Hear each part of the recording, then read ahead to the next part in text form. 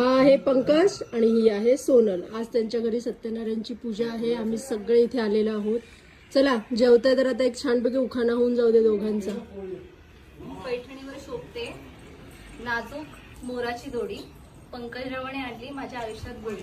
अरे वा, आता घास बरवा. छान छान. तोंडातला घास संपू दे नाही का आधी, विचार करायला वेळ मिळतो तेवढाच. पण नाही तू बरं ठीक नाही लावते.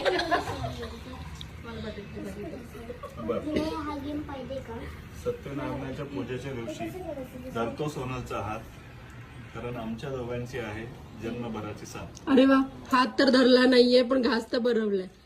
आता हात पण धरा की. अरे वा वा वा वा, छान छान. अशी सोबत तुमच्या दोघांची राहू दे. कसा तो हात धरलाय. दाखवतोय आम्ही. आम्ही काय करतो अरे वा, तर मेहंदी पण काढली का. छान.